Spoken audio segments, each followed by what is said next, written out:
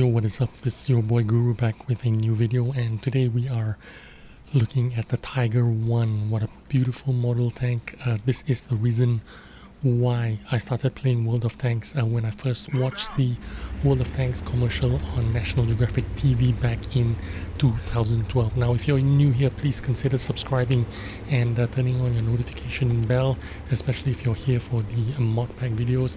It sure helps out my channel a lot. Also, please consider giving this video a like if you took something out of it, if you learned something from it, and let me thank you in advance for it.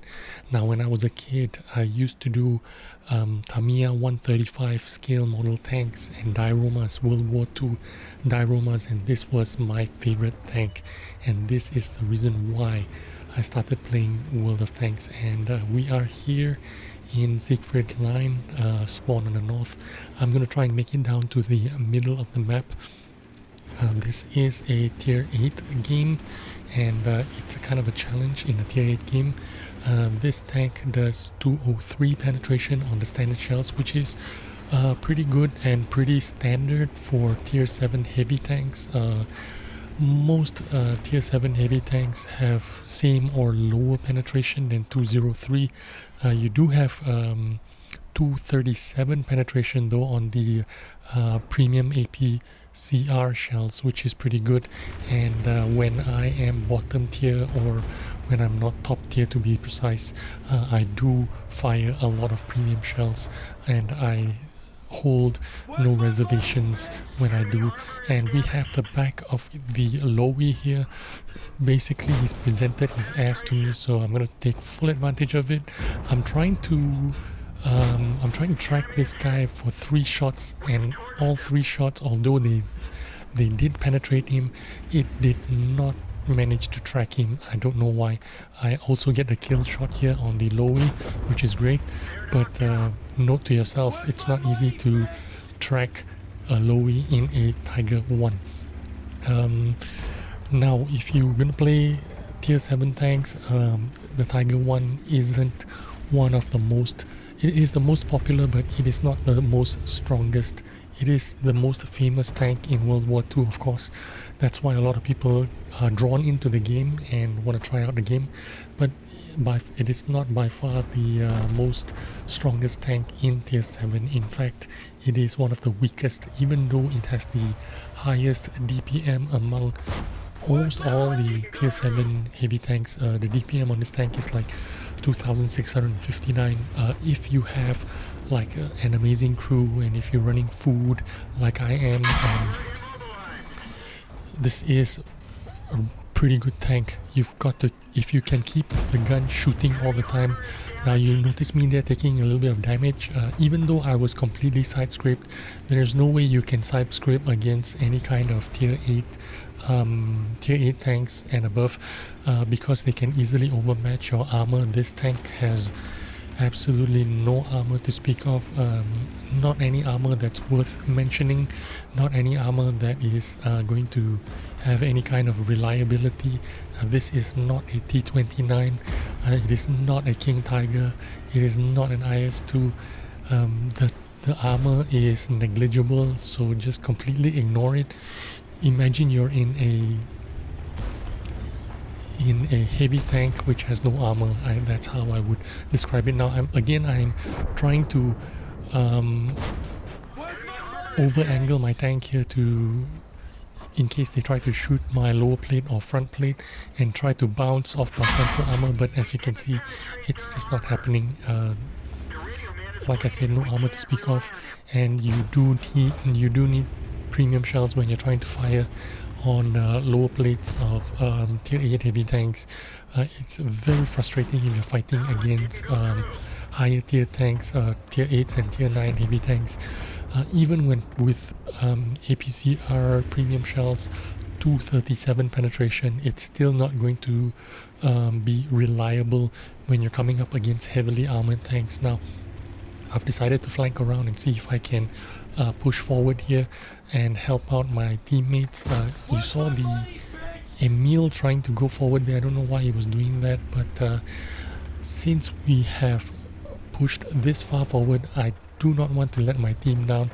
I do need to try and support them if I can from a position that that is fairly safe for me, that I can fight in. And look at this Emil, this is the completely wrong position that he's in, and he's paying the price for it. But you can't tell everybody what to do. They can do as they please. This is a MMO game. You do as you please. I'm trying to support him from this side, but it looks like I don't have any kind of shots here, so I've decided to go back to the eastern side and see if I can help the tank destroyer. Unfortunately, this tank reverses really slowly. The reverse speed is 12 kilometers an hour. It's really slow.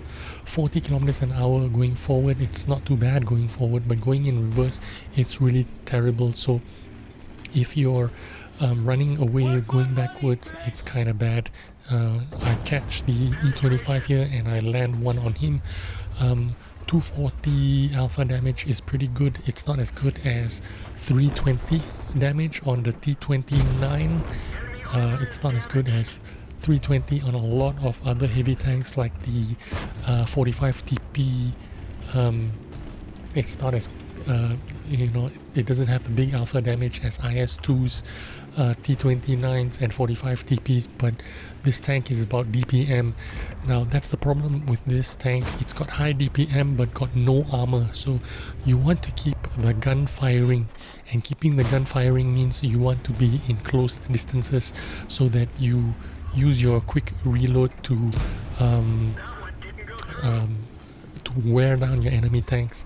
But the problem is you can't take any damage, you have no armor, so you try desperately to side scrape, use all your skills as much as you can to side scrape and bounce armor. Here I'm being rushed by 2 tank destroyers and my team literally sitting at the back ridge. As you can see, they're basically sitting right in front of base, and because of that I die here. They should have pushed forward together with the heavy tanks and provided a closer support role. Now I understand that they are tank destroyers, they don't want to be up front, but this was a crucial time for them to be in front if they wanted to win the game, support the heavy tanks, and because of that we ended up losing this game. If we had a little bit of support from those guys at the back, we would have easily won that game, but unfortunately we didn't. That was my first game though, so I can't complain. I did 2400, 2500 damage, so I'm pretty happy about that. And now we are in fjords and we are spawned on the west side. I'm gonna go to the heavy line and see what I can do there. Now there's a bunch of us going there, so what I'm gonna do is, when I look at the enemy team composition, I see a lot of medium and wheeled tanks, so I am taking the calculated bet that they are going to be concentrated a lot in the middle, which is why I want to take up this position here, knock down some of the vegetation and trees, use them as a little bit of camo bushes. They do help, at least knocking down these trees, getting into this position and seeing if I can have free shots on them. Unfortunately I'm spotted, but not before I can take a shot at one of those wheeled tanks. I'm gonna try and see if I can get another shot at him again, but I can't, so I'm gonna back off and see if I can shoot at this Firefly, and I do get a shot at him, but unfortunately there was an Emil, a tank destroyer there that easily penetrated me, so I took a huge chunk of damage, 500 plus. Unfortunately, that is one of the problems, like I said, about the Tiger 1. You have amazing DPM, reloads every 5.42 seconds if you have all the skills and gun rammers and food.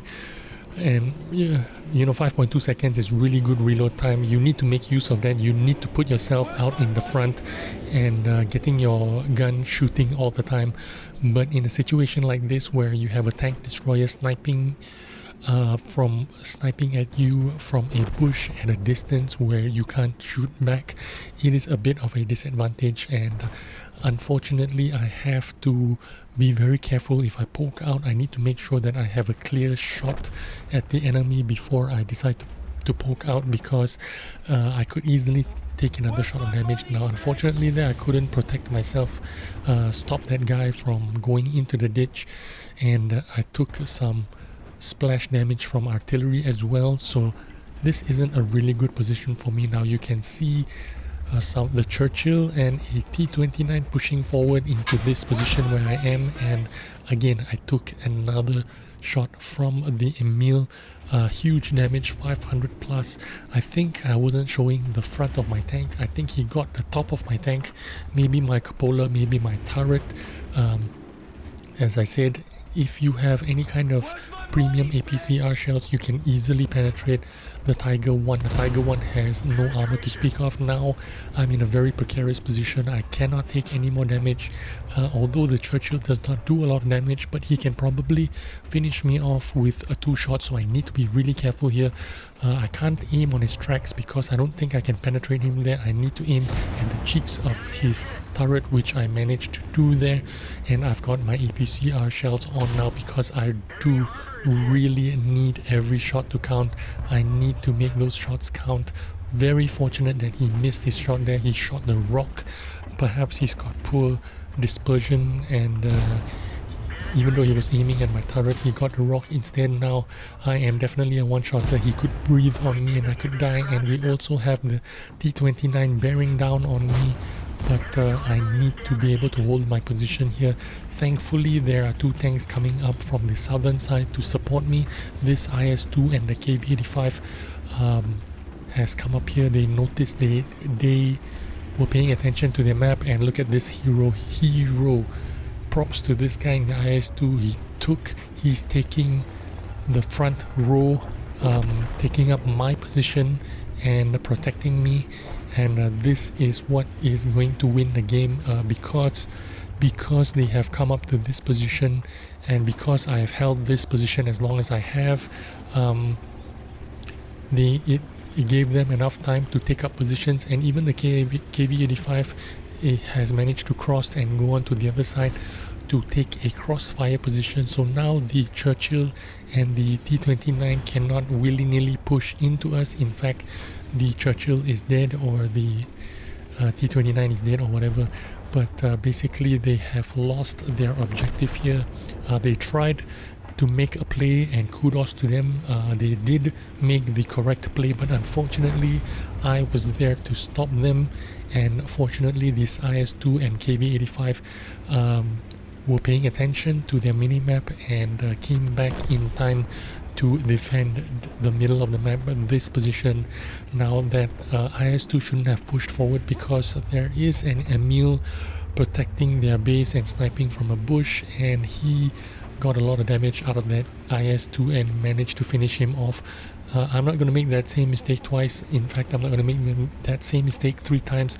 I took 2 shots from that Emil, paid the price from it. Now I am pushing down south, see if I can approach this position carefully, approach this position from a bush.